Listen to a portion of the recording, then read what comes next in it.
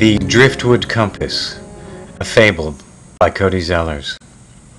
In a small fishing village, where the river mouths its name to the ocean for the last time, among a people eroded dull by the surf and the rain, there was a young man with a restless nature. He had in him a mania for finding patterns, connecting dots. They called him Dotty. His favorite pastime was collecting weird and varied bits of flotsam that had washed down the river. He surmised that they were from some advanced, enlightened city upriver, a city full of people like himself. One day he laid all the pieces of debris out on the beach and saw the pattern at once. He arranged the pieces and drew the connections with a stick in the sand. It was a boat, the remains of an amazing self-propelled steam-powered paddle ship, the sort of thing that was the only thing strong enough to fight the current and take him upstream. It took him 3 years to reconstruct it because he had to build the parts that were missing from scratch. When he was done, he stood in the cabin and said his goodbyes, and as he chugged up the river, he practiced his hellos. After a few months of going around the bend that the city was not just around, he stopped in a small river village for repairs. He met a woman there whom he felt he had always known. They got married and had a little girl, and then they got to know each other.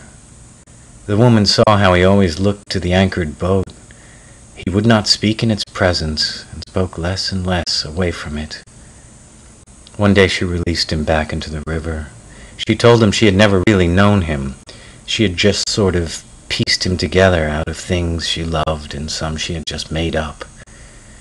He went upriver in his boat.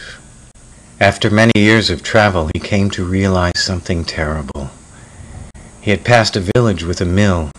It had a paddle wheel like the one on his boat. He passed another that made iron drums like his boiler. Here they made rivets. There they made pipes. The trash of these towns had flowed downstream for years.